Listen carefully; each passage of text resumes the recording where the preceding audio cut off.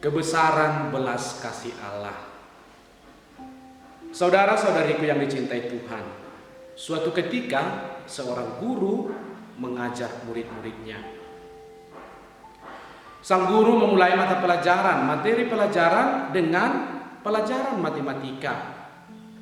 Lalu untuk memicu adrenalin para siswanya, sang guru memulai pelajaran matematika itu dengan perkalian kali 5.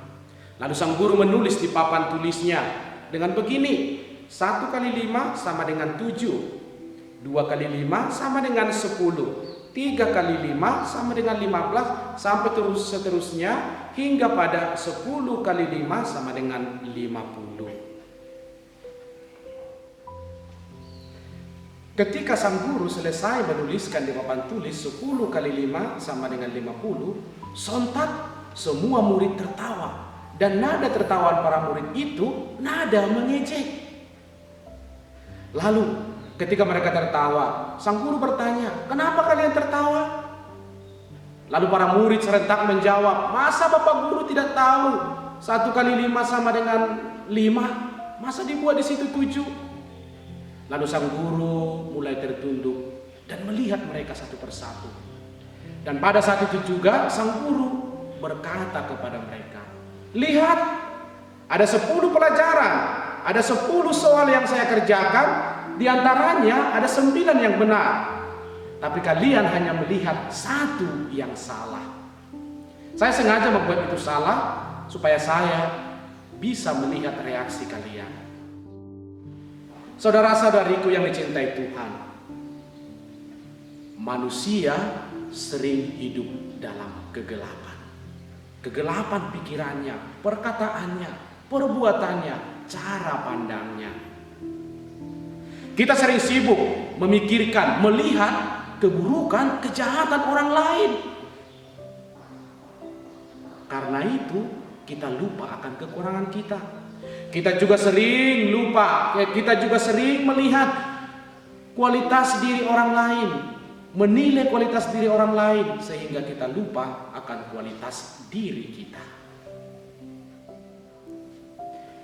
Saudara-saudariku yang dicintai Tuhan, karena manusia sering tinggal dan hidup dalam kegelapan, maka Allah dengan penuh cinta mendatangkan, memberikan terang yang membawa keselamatan kepada manusia. Terang itu artinya adalah keselamatan, kasih yang sempurna, cinta yang mundial, cinta yang universal, yang ditujukan kepada semua orang, dan bahkan bukan hanya untuk orang, tetapi untuk semua ciptaannya. Hari ini melalui Injil Yohanes diperdengarkan kepada kita, karena begitu besar kasih Allah akan dunia ini, maka Ia mengaruniakan putranya yang tunggal, supaya setiap orang yang percaya kepadanya tidak binasa, melainkan memperoleh hidup yang kekal. Maksud dari ayat ini hendak mengungkapkan isi hati dan tujuan hati Allah. Tujuannya itu adalah untuk memberikan keselamatan kepada manusia. Bukan hanya kepada manusia, melainkan kepada semua ciptaan yang diciptakannya. Untuk semakin memahami maksud dari ayat ini, kita bisa menganalisanya dalam 3 kelompok, tetapi tetap menjadi satu kesatuan. Yang pertama yang hendak kita lihat adalah 1, tindakan dari pihak Allah. Allah menunjukkan kasih-Nya yang begitu besar kepada dunia dan mengaruniakan anaknya yang tunggal. Kasih Allah yang dimaksudkan di sini adalah kasih yang tanpa pamrih, kasih yang tidak mengharapkan balasan, kasih yang mulia, kasih yang universal. Lalu yang kedua adalah tanggapan manusia. Manusia hendaknya menanggapi rencana keselamatan Allah itu dengan percaya kepada Allah. Karena dikatakan yang percaya kepada Allah akan memperoleh keselamatan dan tidak akan binasa. Lalu hal ketiga yang hendak ditandaskan adalah di sini dibuat janji Allah. Allah akan memberikan kehidupan kekal bagi setiap orang yang percaya dan yang beriman kepadanya. Agar tujuan dan rahmat penyelamatan ini sampai pada diri kita masing-masing, maka apa yang perlu kita buat? Kita hendaknya meneladani sikap keberimanan Nikodemus. Pada awalnya Nikodemus itu ragu-ragu, kurang percaya, bahkan takut berjumpa dengan Yesus. Karena ia membuka pintu ketakutannya, maka ia memberikan diri untuk bertemu dan berbicara dengan Yesus. Ini adalah satu hal, satu cara yang sangat baik untuk mendekati Tuhan, untuk berjumpa dengan Tuhan. Walaupun pada awalnya dia ragu-ragu, tetapi akhirnya Nikodemus berkata, "Rabi."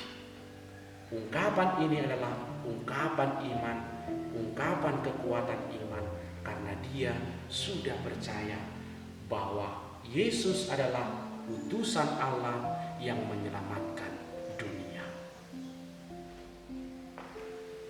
Di tengah situasi pandemi saat ini, kita juga bisa menunjukkan bentuk-bentuk pendekatan kita kepada Tuhan, kepada Allah. Pertama, mari kita saling berbagi, saling membantu, saling menolong untuk sesama yang menderita. Pastor Paulus Tony dalam renungan singkatnya di majalah Hidup, dia berkata begini, dalam situasi sekarang kita harus meningkatkan altruis kita. Altruis itu apa? Kita keluar sejenak dari diri kita untuk ada bersama orang lain. Dan lawan dari altruis ini adalah egoisme. Maka semoga kita mampu menjadi pelayan kasih bagi sesama kita. Yang kedua, jadilah ayah dan ibu serta anak yang baik di keluarga pada saat ini. Buat sesuatu yang kreatif untuk mengisi waktu yang kosong. Dan yang ketiga, dikatakan begini, jangan menyebarkan virus corona dengan tidak mentaati aturan yang dibuat oleh pemerintah, tetapi sebarkanlah semangat Santa Corona. Dia adalah sosok Santa yang sangat keibuan. Dia selalu berusaha dalam setiap waktunya mendoakan orang yang sakit. Dan dia juga selalu bertahan dalam banyak penderitaan. Yang keempat, karena pandemi ini, jangan pernah iman kita luntur. Kita harus tetap kuat, beriman teguh, dan percaya kepada Allah. Di media sosial, saya melihat begini, ada ilustrasi. Yesus dan virus corona dibuat bertanding pancung. Lalu ketika mereka bertanding pancung, mereka bercakap-cakap. Virus corona berkata begini, "Sus, mampus lu. Gara-gara aku, gerejamu banyak yang tutup." Datang Yesus, "Oh, jangan begitu, Rona.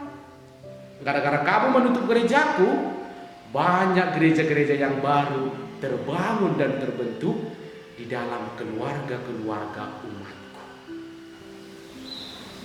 Karena itu, saudara-saudariku yang dicintai Tuhan, jadilah pelayan kasih yang memberikan rahmat dan keselamatan dalam hidup kita dan dalam hidup setiap orang.